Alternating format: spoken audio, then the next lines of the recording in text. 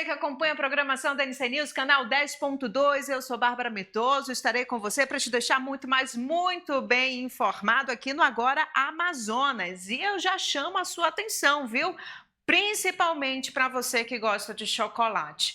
O Senado aprovou um projeto que redefine a quantidade mínima de cacau nos produtos vendidos no Brasil. A proposta agora segue para a sanção presidencial e busca melhorar a qualidade e valorização da produção nacional. Olha só. Pode ser com sabor de pistache morango do amor, mas o chocolate é sempre chocolate. Chocolate nunca sai de moda, né, gente? Eu acho que é uma coisa... Nossa, amo. A dona desta doceria na zona oeste de São Paulo disse que quase todas as opções de doce usam na receita cacau puro e de qualidade.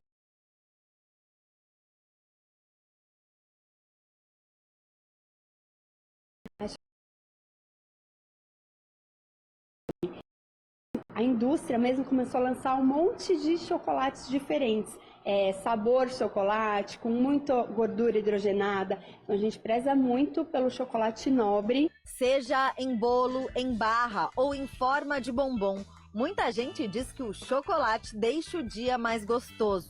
Uma pesquisa mostra que o doce está em praticamente todos os lares do país.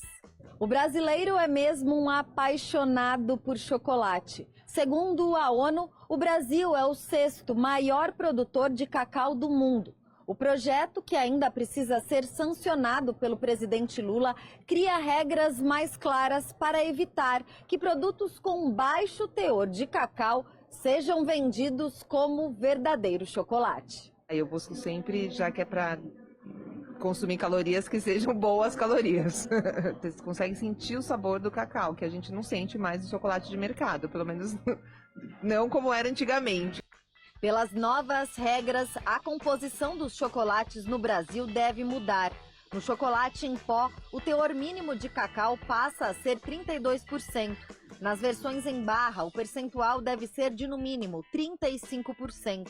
Para ser considerado ao leite, o chocolate precisa ter pelo menos 25% de cacau e no mínimo 14% de leite ou derivados.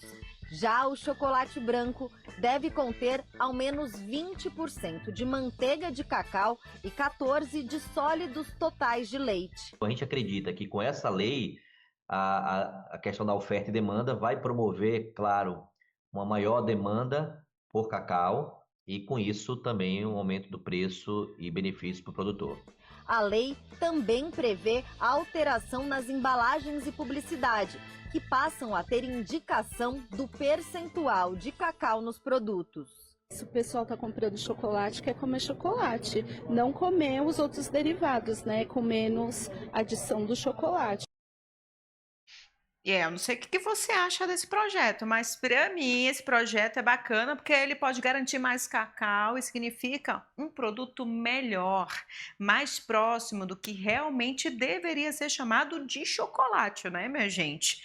Do outro lado aí existe o risco de encarecer algo que já faz parte do consumo popular. A gente aí tem 2 pesos e 2 medidas, mas com relação à questão de saúde, né, com certeza melhor assim.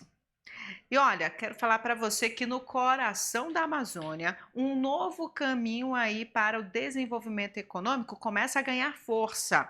O Acre aposta no café como uma alternativa de renda e crescimento. A produção avança, conquista mercado e já ultrapassa fronteiras. Com apoio técnico, pequenos produtores se transformam em empreendedores. E histórias como a de uma produtora rural em Rio Branco mostram como o campo pode se reinventar. Olha só. No coração da Amazônia, o Acre vem fortalecendo cada vez mais um novo símbolo de desenvolvimento, o café acreano. Um cultivo que cresce, gera renda e conquista o mundo. O governo do estado, por meio da Secretaria de Agricultura, tem incentivado o cultivo de café com políticas públicas de fomento, assistência técnica e acesso ao crédito.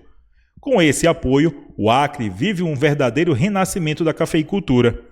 Hoje, o estado já conta com centenas de hectares plantados e com o Complexo do Café, fruto de investimentos próprios da Cooperativa de Cafeicultores e da Agência Brasileira de Desenvolvimento Industrial, ABDI. Em Rio Branco, a produtora Gabi viu no café uma nova chance de prosperar. Com o apoio da assistência técnica e do incentivo do governo, ela transformou um pequeno plantio familiar em um empreendimento sustentável. E é muito bom, né, ter um agrônomo para ajudar e apoiar, porque o produtor sem ter o apoio, ele consegue, mas é mais difícil, né? Em Acrelândia, o produtor Vanderlei de Lara é outro exemplo de sucesso. Ele faz parte do grupo que tem elevado o padrão do café acreano, com manejo sustentável e qualidade reconhecida em nível nacional, até porque ele foi o primeiro a acreditar no plantio de café no estado.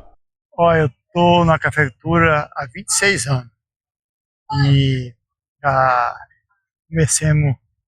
cheguei aqui em 98 e comecei a mexer com café. Na época era café de semente, seminal. Aí foi em 2012, nós comecei a mexer com os cronal. E parceria com o Sebrae e Senai, vai fazer 3 anos agora de parceria. Rapaz, já teve muita coisa boa aconteceu, está acontecendo. A realização do Quali Café chega para o produtor como valorização e incentiva a produção, onde agora muitos também passaram a inserir dentro da sua produção o café. Lembra da Gabi? A jovem no início dessa reportagem? Ela foi uma das participantes e relata a experiência de se classificar logo na primeira colheita da sua propriedade. Esse ano tivemos nossa primeira colheita, né? E fizemos parte do concurso Qualifica Café, que ficamos entre os 15 melhores produtores de café, né? E com isso vai proporcionar uma viagem para BH, que isso me deixa muito feliz. A Secretaria de Agricultura do Estado vem fomentando ações junto aos produtores, o que tem tornado maior o interesse pelo segmento. No intuito de alavancar a cafeicultura, o governo do estado do Acre, através da Secretaria de Agricultura, vem fomentando a cadeia produtiva através de entrega de mudas, calcário, fertilizantes, cursos e capacitações. E a gente tem mesmo várias histórias de produtores que estrearam no Quali Café e já conseguiram fazer um café especial, né? Café acima de 80 pontos é café especial. Então, para a gente é motivo de alegria e de acreditar cada vez mais que sim, o Acre preserva, mas sim, o Acre também produz cafés de qualidade, com histórias bonitas de produtores de superação. Do campo à xícara, o café acreano é mais que um produto. É o resultado de trabalho, união e orgulho. Um sabor que nasce na Amazônia e conquista o mundo. E olha a combinação perfeita, né? Chocolate com café. Oh, maravilha! Fiquei aqui com água na boca, inclusive, né, minha gente? Mas ó, o que é bacana é que essa expansão da cafeicultura no Acre revela uma mudança muito importante no perfil econômico do estado. Tradicionalmente associado ao extrativismo, o Acre passa agora a investir em cadeias produtivas mais estruturadas, com foco em valor agregado e sustentabilidade. O café, especialmente, quando produzido com qualidade e rastreabilidade, tem alto potencial de inserção aí no mercado internacional também. Isso abre portas, né? Não só para a exportação, mas também para a valorização da produção local, com impacto direto na renda das famílias rurais. E um outro ponto relevante também que a gente pode trazer aqui é o papel da assistência técnica. O avanço da cultura do café não acontece de forma isolada, minha gente. Ele depende de capacitação tecnológica e planejamento, fatores que ajudam pequenos produtores a enxergar aí o negócio rural como uma atividade empreendedora.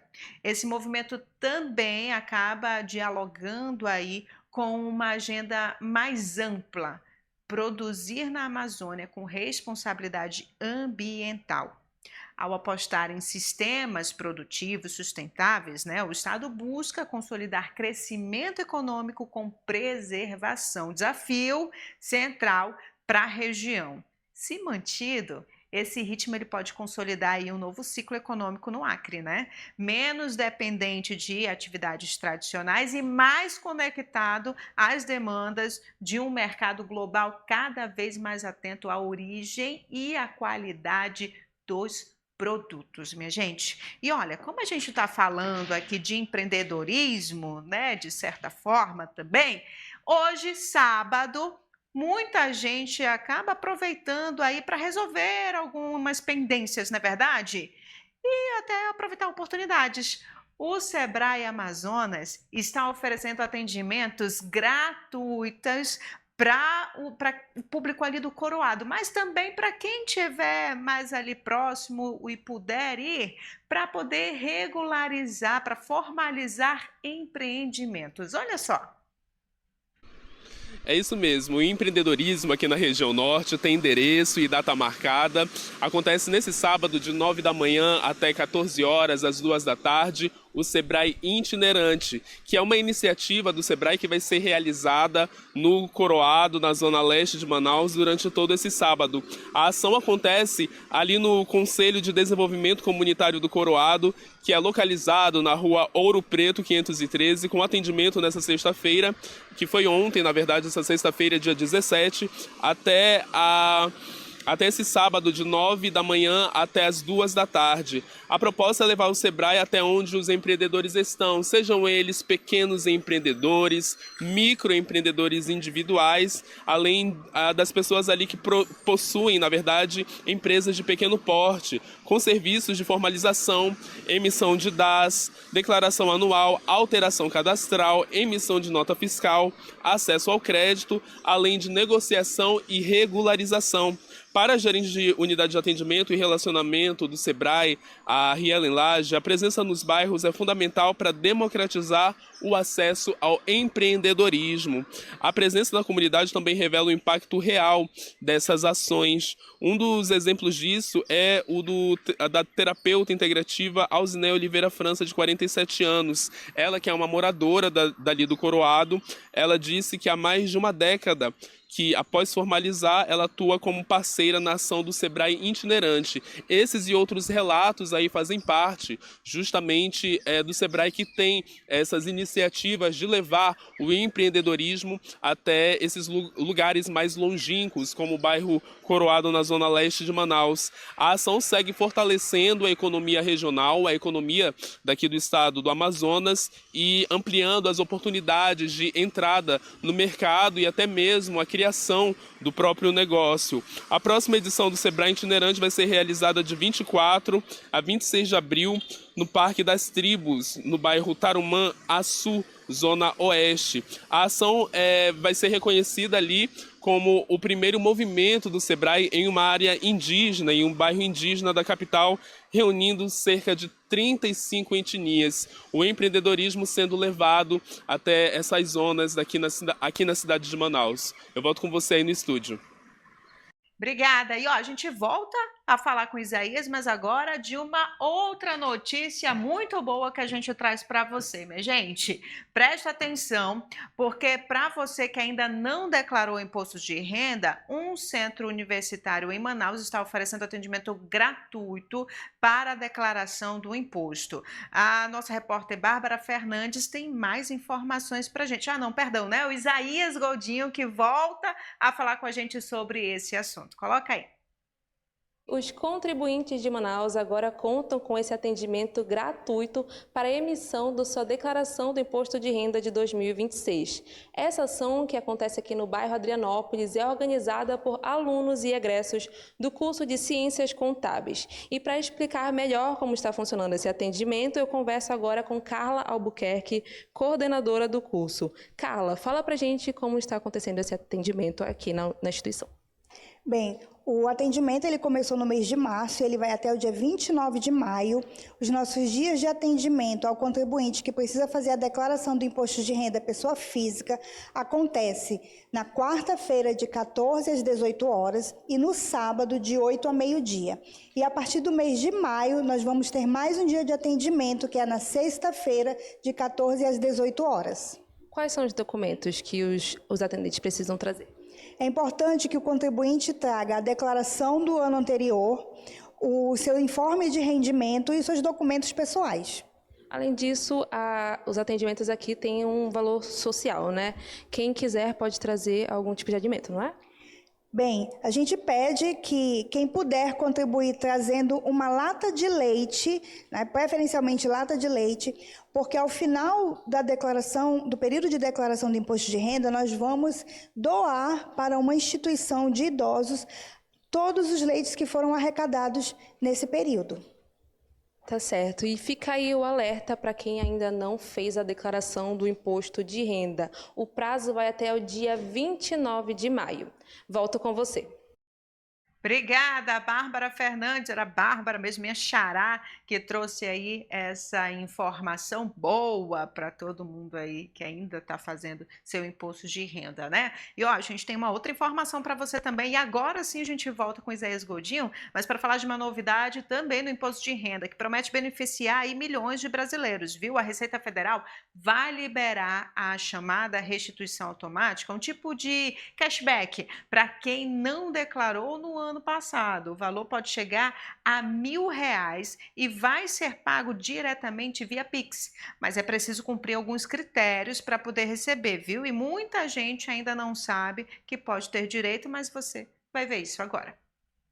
Uma das maiores novidades para quem contribui ali o imposto de renda em 2026 vai impactar curiosamente pessoas que não apresentaram a conta ao fisco no ano passado. Se trata do cashback da Receita Federal, que pode fazer o retorno aos beneficiários, aos contribuintes, na verdade, no valor de até R$1.000. Quem não foi obrigado a declarar em 2025, de acordo com cálculos da Receita Federal, tem direito dessa restituição no valor de até R$1.000. Poderá receber o dinheiro de volta em conta via Pix, a um lote a ser pago no dia 15 de julho desse ano. Porém, para isso há algumas exigências, como, por exemplo, estar em dia com a situação na Receita Federal, não ter débitos ali no pagamento dos tributos, estar com o CPF em situação regular, estar com os dados bancários atualizados e não ter restrição junto à Receita Federal. A Receita Federal estima que pelo menos 4 milhões de brasileiros deverão receber a restituição automática e que o valor médio desse recebimento é de R$125. O contribuinte será avisado pelos canais oficiais da Receita Federal, como o aplicativo Meu Imposto de Renda, o portal do contribuinte e até mesmo o site da Receita Federal. Essa restituição se refere ao calendário de 2024, ou seja, a declaração do imposto de renda de 2025. Além disso, eventuais valores relativos ao calendário de 2025 só serão pagos em 2027. Edilson Júnior, que é um representante da Receita Federal, ele faz um seguinte alerta. Ele diz que vale a pena o contribuinte entregar a declaração deste ano, mesmo sabendo que terá direito ao cashback, não sendo obrigado a declará-lo. Em 2026, esse lote vai ser distribuído em pelo menos 4 datas específicas. Ao todo, ali, em torno de 23 milhões de brasileiros devem ter esse estorno da Receita Federal com o valor de até R$1.000. Essas datas são 29 de maio, 30 de junho, 31 de julho e 28 de agosto. 80% dos contribuintes devem ser restituídos nos 2 primeiros lotes. A expectativa é que até junho o dinheiro já esteja na conta. Além disso, há grupos prioritários que podem receber esse dinheiro antes da maioria das pessoas. Para saber os critérios, basta acessar o site da Receita Federal. Então fique antenado, porque você daí de casa pode ser um desses beneficiários. Eu volto com você ao estúdio. Obrigada, Isaías, pelas informações de essa restituição automática, para você entender, na prática, a devolução de um imposto que já foi pago a mais, mesmo para quem não declarou no ano passado. A diferença agora é que a própria Receita Federal identifica quem tem direito e faz aí o pagamento sem que o contribuinte precise solicitar. Esse valor ele não é um benefício novo, tá, gente? Nem um dinheiro extra do governo. É bom a gente refrisar isso aqui.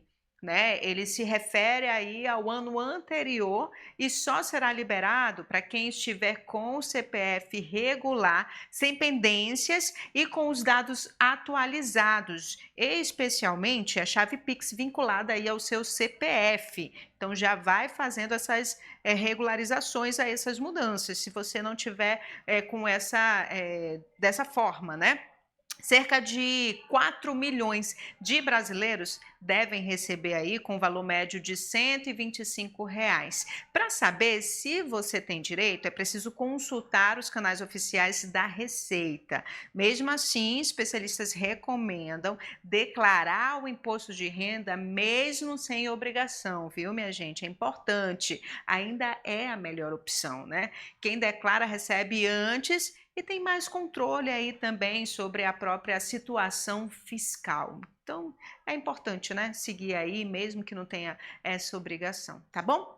Agora, vem para cá comigo porque tem uma boa notícia para aposentados e pensionistas. Sim, o INSS já liberou a consulta ao 13º antecipado. O pagamento deve injetar aí recursos na economia e ajudar no orçamento de milhões de brasileiros. Quem recebe o benefício já pode conferir valores e datas. Então, confira aí na reportagem de Yuri Fragoso.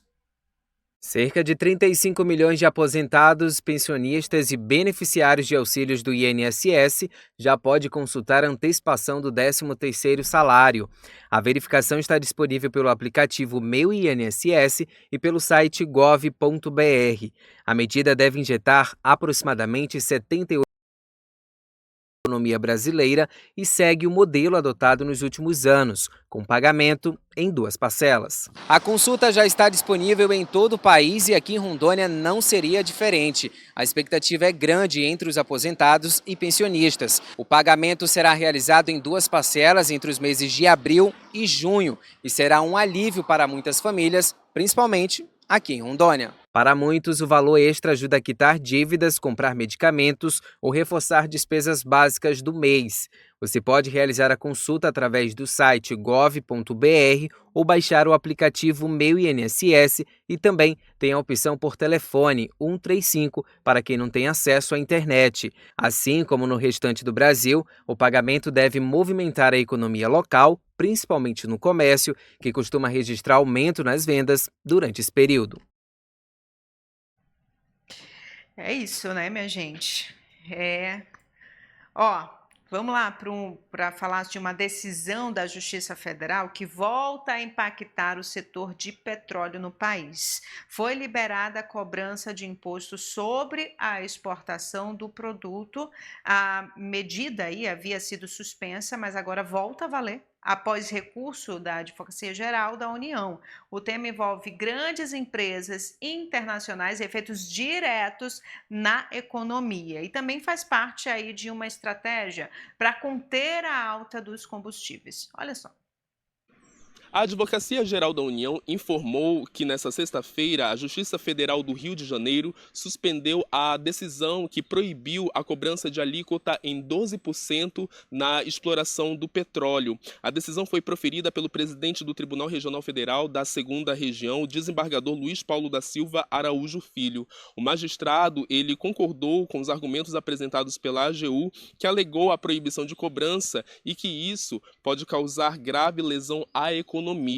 Além disso, a cobrança do imposto foi questionada na Justiça por empresas multinacionais que realizam a exploração do petróleo. São elas a Total Energies, da França, a Repsol, Sinotec, que é da Espanha e da China, a Petrogal, que é de Portugal, a Shell, que é anglo-holandesa, e a Equinor, que é da Noruega. De acordo com o desembargador que assinou essa decisão, as impetrantes possuem plena capacidade econômica para arcar com a exigência tributária, bem como poderão pleitear a repetição do indébito caso a juridicidade da exigência não se confirme ao final, disse o desembargador. Além disso, essa cobrança de 12% no imposto ali da exploração do petróleo, essa alíquota de 12% está prevista em uma medida provisória, a 1340/2026, que foi publicada em 12 de março. A medida A medida provisória, foi editada pelo governo federal como uma tentativa de conter a escalada no preço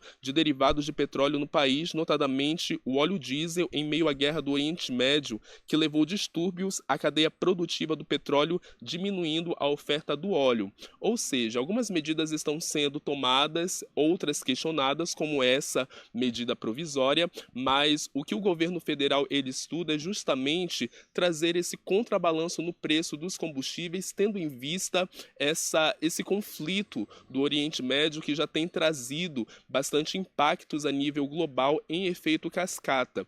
Tendo em vista que a operação do petróleo ali no Oriente Médio abastece milhões de países que estão ali na costa de vários continentes, incluindo o continente africano, dentre outros continentes. E por conta disso, o bloqueio no Estreito de Hormuz é um outro ponto que faz com que os preços das mercadorias fiquem mais caros por conta aí justamente dessa falta de trafegabilidade das navegações em meio marítimo. Há esse conflito ainda bastante alarmante entre o Irã e os Estados Unidos, porque o Estreito de Hormuz ainda está bloqueado e os Estados Unidos está fazendo ameaças gravíssimas contra a nação iraniana, e isso gera um impacto em cadeia para o Ocidente. Aqui no Brasil disso, o governo federal tem realizado algumas operações, como a diminuição da alíquota de impostos, tem tomado medidas liberais para fazer com que a economia volte a funcionar e que os caminhoneiros, por exemplo, não paralisem. A gente vai seguir acompanhando a política do cenário internacional e eu volto com você aí no estúdio. Obrigada, Isaías, pelas informações. Essa decisão do Tribunal Regional Federal da 2ª Região recoloca aí em vigor uma medida no centro aí dessas questões, né? A gente vai trazendo para você todas essas informações no centro de uma estratégia econômica aí do governo federal. E a cobrança aí de 12% sobre a exportação de petróleo foi criada justamente para tentar equilibrar o mercado interno, especialmente em um momento de instabilidade internacional. Com a guerra no Oriente Médio afetando aí a oferta global, o preço dos combustíveis, em especial o diesel, passou a sofrer pressão ao taxar aí a exportação. O governo busca, na prática, desestimular a venda externa e manter mais produto no mercado interno, o que pode ajudar a conter aí os preços, né? E por outro lado, a reação das grandes empresas do setor mostra o impacto direto da medida nos negócios internacionais.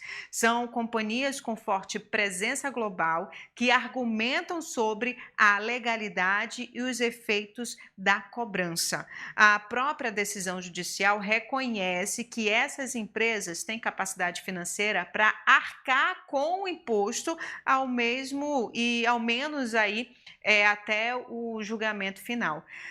O caso ainda não está encerrado e deve continuar sendo debatido aí na justiça, né? Mas, por enquanto, a decisão reforça o poder do governo de usar instrumentos tributários como forma de intervenção econômica em cenários de crise com reflexos que chegam diretamente ao bolso do consumidor, né? Como eu disse anteriormente, a gente continua acompanhando todos os desdobramentos e vai trazendo para você todas essas atualizações, tá bom?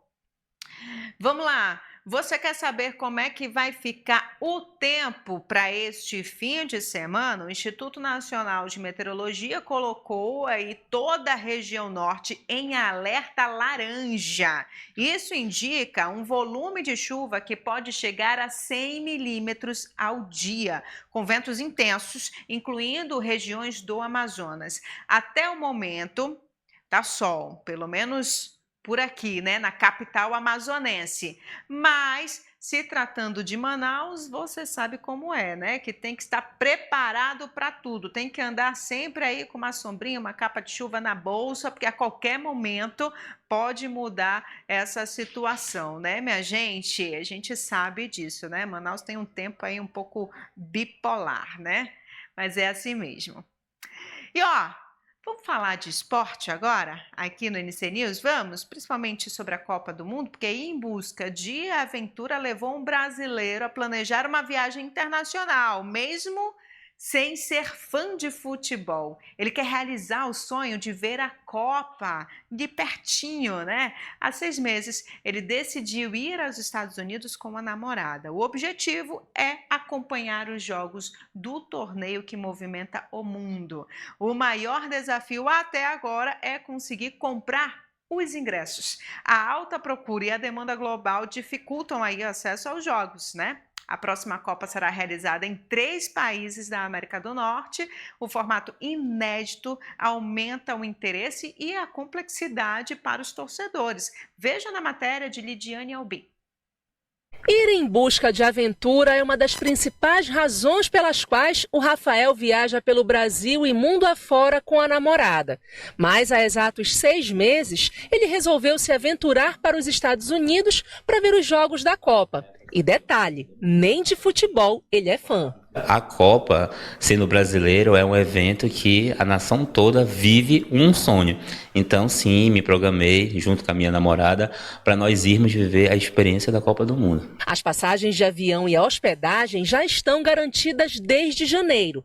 Mesmo com a viagem planejada, ele ainda não conseguiu comprar os ingressos. O ingresso é a maior barreira, porque eu já tentei comprar 2 vezes. Abri uma primeira chamada, né, que era para os clientes da empresa que está patrocinando o evento. A gente não conseguiu. Na segunda, a gente entrou também, ainda não conseguiu. Mas a gente tem esperança que nós vamos conseguir sim comprar esse ingresso.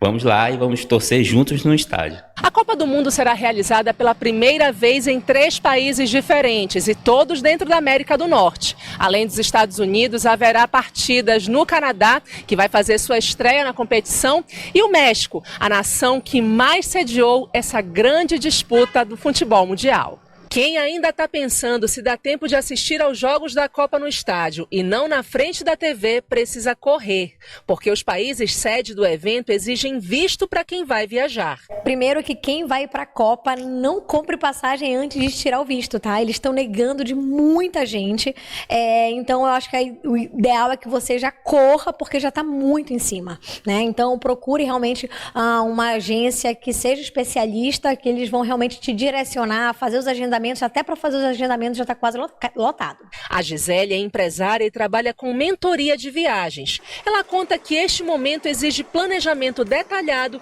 para que o viajante não perca o dia das partidas. Como a Copa vai acontecer em muitos lugares, a primeira coisa que você tem que saber é o calendário dos jogos, né? Muita gente indo para os Estados Unidos e estando ainda ficando um pouco perdido onde é que eu vou assistir o jogo. Não tem como você definir todos os jogos para assistir, porque são muito distantes, geograficamente muito distantes. Então, nós escolhemos o primeiro jogo, que vai ser em Nova York, que vai ser o primeiro jogo do Brasil, Brasil e Marrocos. E a primeira dica para emissão, não tente comprar direto para o lugar que você vai. Compra para a Flórida, que é a entrada mais barata nos Estados Unidos, e os trechos internos ficam muito mais fáceis. Mas caso perca ou fique de fora por falta de ingresso, faz como o Rafael. Ele pode até ficar do lado de fora, mas deixar de aproveitar a viagem não está nos planos dele. Nós vamos ter que curtir a FanFest, que é um evento que vai ser disponibilizado para os brasileiros que vão estar lá também, mesmo do lado de fora do estádio, torcendo pelo Brasil.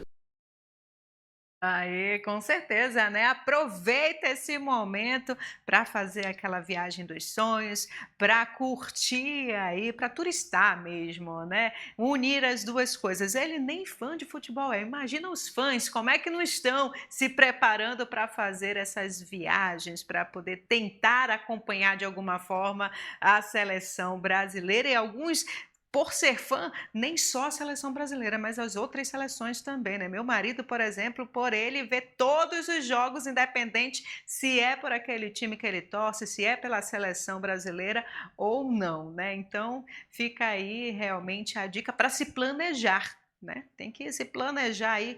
Se você ainda não conseguiu começar a se planejar, já comece o quanto antes, porque não tá fácil nem para quem já está planejando há um tempo.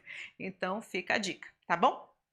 E olha, minha gente, depois de mais de 2 décadas de negociações, um acordo histórico entra em uma nova fase. Mercosul e União Europeia avançam na integração comercial. A parceria reúne algumas das maiores economias do mundo e promete impactar diretamente exportações, indústria e o mercado brasileiro, mas também levanta aí desafios e alertas para o futuro. Olha só. Exatamente, entra de forma definitiva o acordo entre o Mercosul e a União Europeia no dia 1º de maio, depois de 26 anos ali de negociações e de diálogos interrompidos por conta de divergências diplomáticas. A primeira fase desse acordo, a fase comercial, entra em vigor agora já no próximo mês. Ao todo, os dois blocos econômicos somam ali mais de 22 trilhões de dólares, com uma população de mais de 718 milhões de pessoas. O pacto representa uma mudança na arquitetura geopolítica global e, além disso, a união entre o Mercosul e a União Europeia pode colocar justamente o Brasil em um patamar econômico elevado, colocando o Brasil ali para disputar com grandes potências internacionais. Além disso, esse acordo, só relembrando, foi fundado oficialmente em 1999 e reúne vários blocos de países, quer dizer, reúne esses dois blocos, o Mercosul e a União Europeia, que reúne países da América Latina e países da Europa. Mais de 100 países ali do continente europeu fazem parte do bloco da União Europeia. E juntos eles buscam ali alternativas econômicas para que se tenha uma autonomia, para que se tenha também um distanciamento da influência muito forte norte-americana. E por conta disso, esse acordo deve entrar em vigor, pelo menos a primeira parte, de forma temporária, no dia 1º de maio, dando aí vazão para novos investimentos e uma relação internacional do Brasil mais relevante. O Mercosul com a União Europeia foi fundado ali basicamente na década de 90 e busca esse aprimoramento internacional, e essas negociações devem se amplificar nos próximos anos. O acordo atende a interesses de ambos os blocos. De um lado, a União Europeia busca ampliar sua presença comercial e do outro, o Mercosul ganha acesso ao mercado relevante. É um pacto entre esses dois blocos democráticos por conta do alto crescimento do autoritarismo em âmbito global. Então, são essas as informações e eu volto com você aí no estúdio. Obrigada, Isaías. Obrigada pelas informações. E agora a gente volta a falar sobre um dos maiores escândalos financeiros recentes do país, que completa 5 meses. A Operação Complexo Zero avançou, ganhou novas fases e ampliou o alcance das investigações. O que começou com suspeitas de fraudes bancárias, agora envolve corrupção, obstrução de justiça e até ameaças. E já soma bilhões de reais bloqueados e dezenas de prisões. A gente relembra agora toda a linha do tempo desse caso. A Operação Compliance Zero, que investiga fraudes praticadas pelo Banco Master, completa 5 meses agora nesse sábado, no dia 18. Desde a deflagração da primeira fase, a investigação já resultou no bloqueio de cerca de 29 bilhões de reais e no cumprimento de 14 mandados de prisão. Essa operação teve 4 fases e resultou na prisão do banqueiro e dono do Banco Master, Daniel Vorcaro. A 4ª fase, deflagrada na última quinta-feira, dia 17, mirou na atuação do BRB, que é o Banco de Brasília. O foco, segundo investigadores, está na suspeita de corrupção relacionada às operações entre o Banco Estatal, o Banco de Brasília, e o Banco Master. Foram cumpridos 2 mandados de prisão preventiva e 7 de busca e apreensão, e entre os presos está o ex-presidente do BRB, o Paulo Henrique Cunha. Após a prisão, o ex-chefe do BRB foi transferido da Superintendência da Polícia Federal para o Complexo Penitenciário da Papuda, em Brasília.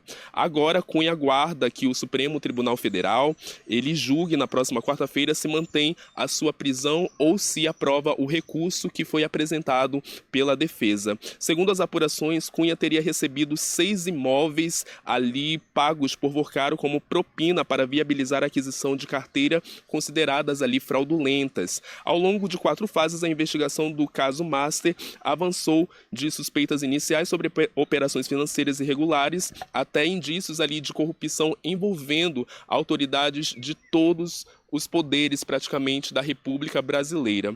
Além disso, a primeira fase foi deflagrada em 18 de novembro de 2025 e teve como ali o foco as apurações dessas compras ali de títulos fraudulentas, a venda de créditos entre o Master e o BRB.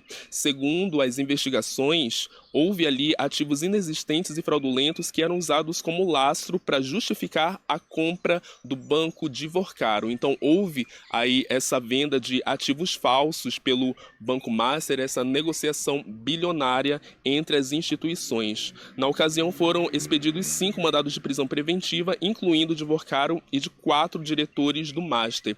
Vale ressaltar que há outras pessoas envolvidas nesta grande operação, incluindo alguns políticos e também figuras ligadas a instituições religiosas. A senadora Damares foi uma das precursoras aí da apresentação de uma lista no Congresso Nacional com pessoas que teriam ali recebido também algumas transações realizadas pela instituição financeira. Além disso, todas as fases da operação precisam ser autorizadas pelo STF, que também enfrentou turbulências na condução do caso. Pouco após a deflagração da segunda etapa, o ministro Dias Toffoli deixou a relatoria do caso após pressão interna da corte e uma das maiores crises de credibilidade no tribunal. Vale ressaltar que na última semana o Supremo Tribunal Federal ele discutiu apenas temas leves. Não houve ali nenhuma pauta, pelo menos na quarta-feira, não houve nenhuma pauta polêmica envolvendo nenhuma figura política de grande relevância. Isso porque, de acordo com especialistas, o Supremo Tribunal Federal, nesse momento, busca uma tranquilidade institucional, tendo em vista esses nomes dos próprios ministros do Supremo Tribunal Federal envolvidos aí nessas transações do Banco Master. Um deles é o ministro Alexandre de Moraes, que a esposa dele, o escritório da esposa dele, também teria ali recebido várias transações aí do Banco Master que estão sendo, é claro, investigadas pela Polícia Federal. O foco nesse momento foram suspeitas de obstrução da justiça, corrupção de agentes públicos e ameaças violentas de Vorcaro contra jornalistas. O Vorcaro teria ali contratado uma pessoa envolvida também nessas operações que teria recebido R$1 milhão por mês para perseguir jornalistas que se posicionavam contra a instituição. Foram expedidos 4 mandados de prisão preventiva. Vorcaro, que nesse momento já tinha tido a primeira prisão aliviada para medidas cautelares mais brandas, foi preso novamente, dessa vez em presídio federal de segurança máxima. Além disso, há outros nomes, como o de Fabiano Zettel, que tinha sido preso apenas temporariamente. Ele foi detido de forma preventiva nessa etapa. Outro aliado de Vorcaro, Luiz Felipe Mourão, que também foi preso, além de outras figuras ligadas a esse banqueiro. A gente vai seguir acompanhando os desdobramentos desta investigação, porque agora ela completa 5 meses aí de operação que foi deflagrada pela Polícia Federal. Obrigada, Isaías, pelas informações, viu? Ó, muita coisa, né, minha gente? Agora fica a expectativa com relação à possível delação premiada de Daniel Vorcaro, que pode ampliar ainda mais toda essa investigação e até desvendar diversas situações ainda que ainda estão muito substanciais, assim, ainda não desvendou ainda muitos mistérios, vamos colocar dessa forma, desse esquema bilionário como a gente tem visto aí, né, minha gente? Agora vem para cá comigo que eu quero mudar de assunto, quero falar para você sobre aventura. Você já ouviu falar de rapel urbano? Ainda não? É uma modalidade que está ganhando aí muitos adeptos, cada vez mais adeptos na cidade, pelo menos por aqui, viu? Misturando aí aventura, técnica e, ó, muita adrenalina, minha gente. Essa prática acaba transformando prédios e estruturas em verdadeiros locais, aí, cenários aí de aventura. Veja só essa experiência agora.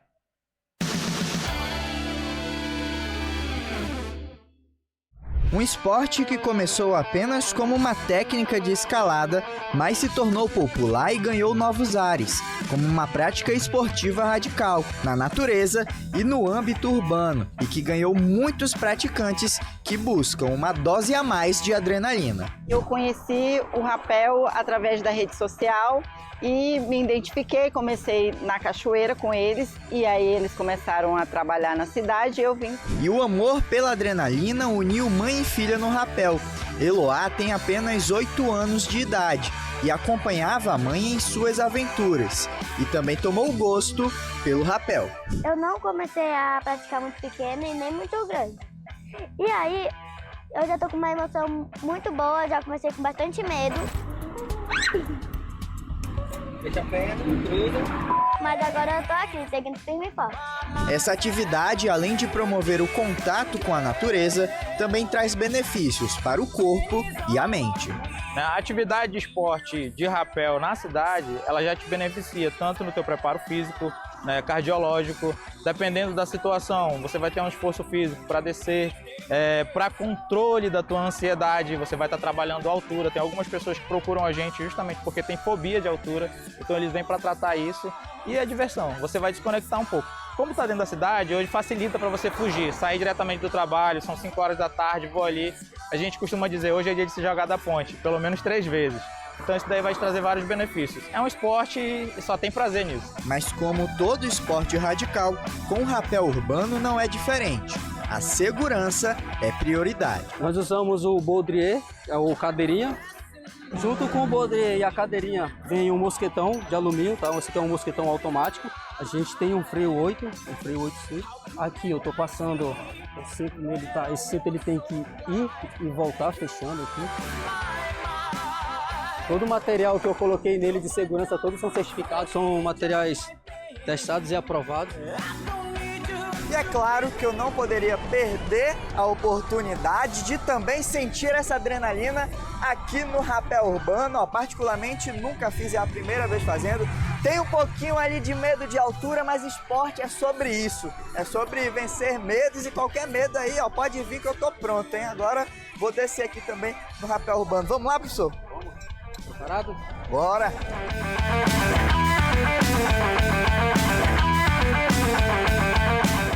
Agora que você faz o seguinte, com essa mão esquerda você vai segurar aqui a corda e a fita preta. Aham. A mão direita você vai trazer na lateral do seu corpo, tá? Certo. A sua mão não pode sair daqui, tá bom? Aham. O que tem que acontecer? Você vai abrir as duas mãos devagar, Aham. vai aliviar as duas mãos e estica. Pode abrir? Isso. Agora abre um pouco as pernas, isso.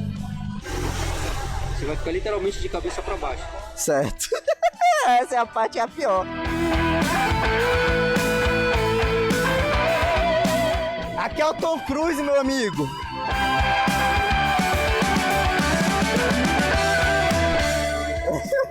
Deu tudo certo. Não morri, tô pronto pra próxima.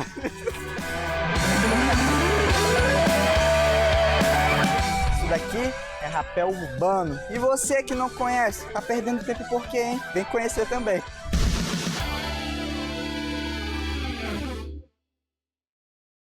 Olha só, né, gente? Que bacana. Você teria coragem? Olha, eu já fiz rapel urbano, mas assim, ficar de cabeça para baixo já é um outro patamar aí, viu? Já, a adrenalina já fica mais intensa no cérebro da pessoa, né? Quem sabe eu não faço isso aqui, não mostro para você também aí esse desafio, né, minha gente? Vamos lá, né? Mas, ó, para quem não gosta de muita adrenalina, de muita aventura, gosta de ficar mais ali curtindo uma festa, mais tranquilo, ou de repente dançar aquele 2 para lá e 2 para cá, então presta atenção, porque o podcast do Norte Bumbais vem cada vez mais impulsionando essa cultura maravilhosa que é nossa aqui do Norte. Presta atenção na matéria. Na Norte Bumbais! Na Norte Bumbais! Vem dançar, o 2 pra lá, 2 pra cá, na Norte Bumbais.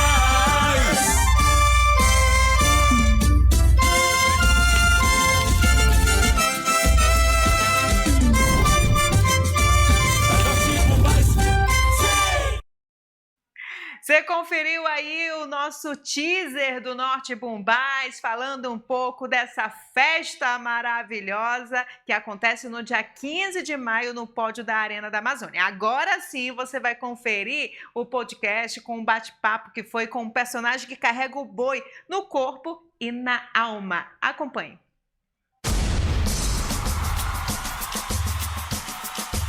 Patrocínio Bemol.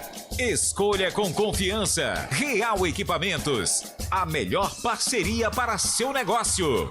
Casa das Correias. Tudo em um só lugar.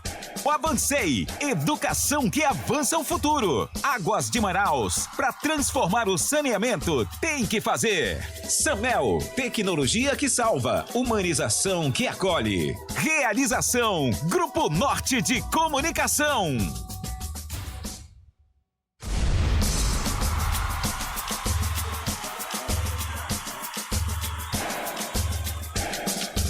Alegria, emoção e muito amor pelo Boi Bumbá. Foi nesse clima que a gente gravou mais um episódio do podcast Norte Bumbás. E o convidado da vez foi Batista Silva, tripa do Boi Bumbá garantido, que trouxe histórias marcantes de uma trajetória construída com paixão, entrega e muita conexão com o boi. O boi, eu não sigo a voz do levantador, eu sigo a melodia e a batucada. Durante a conversa, Batista reforçou o quanto viver o Boi Bumbá vai muito além de uma apresentação. É sentimento, é entrega e é identidade.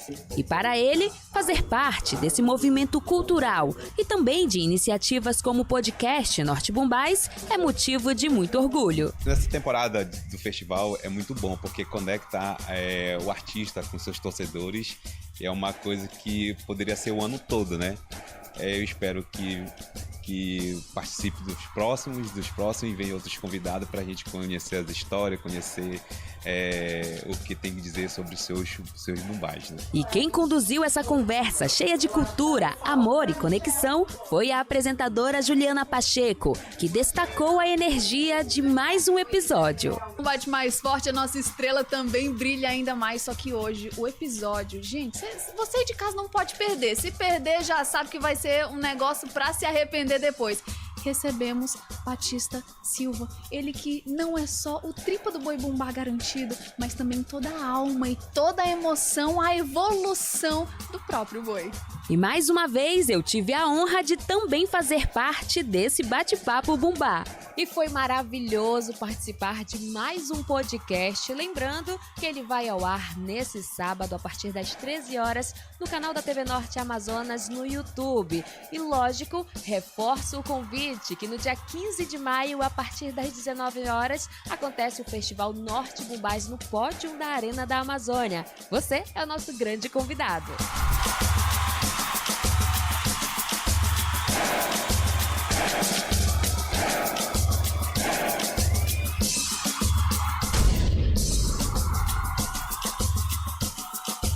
Patrocínio Bemol. Escolha com confiança. Real Equipamentos. A melhor parceria para seu negócio. Casa das Correias. Tudo em um só lugar. O Avancei. Educação que avança o futuro. Águas de Manaus. Para transformar o saneamento, tem que fazer. Samel. Tecnologia que salva. Humanização que acolhe. Realização. Grupo Norte de Comunicação. E ó, no dia 24 desse mês vai acontecer a festa do Boi Caprichoso no Bar do Lourinho, às 7 da noite, com entrada totalmente gratuita. Vai ter toadas, concursos diversos, brindes exclusivos e o melhor, com entrada totalmente gratuita. É bom a gente frisar, né? O Bar do Lourinho fica localizado na Avenida Constantino Neri, número 2230, né? 2230, na Chapada, próximo da Arena da Amazônia, minha gente. Você não pode perder essa festa maravilhosa, tá bom? E ó, a gente vai ficando por aqui, o Agora Amazonas encerra, mas você continua com toda a programação aqui do NC News, canal 10.2. E se você quiser ver novamente, não tem problema, é só ir lá, se inscrever no nosso canal NC News no YouTube, que você tem ali toda a nossa programação, tá bom? Siga a gente no Instagram também, viu? NC News 24 horas, segue a gente lá para você ter os recortes aqui dos programas, programas e ficar também muito bem informado. Já aproveita e me segue também, @Bárbara Mitoso ali, que a gente mostra um pouquinho dos bastidores aqui do jornalismo, tá bom? E ó, acompanha também, são cheios de convites, né? Acompanha também o nosso portal NC News, www.ncnews.com.br, para você ficar muito bem informado 24 horas. Um beijo no coração e ó, tchau, até segunda-feira, né, minha gente?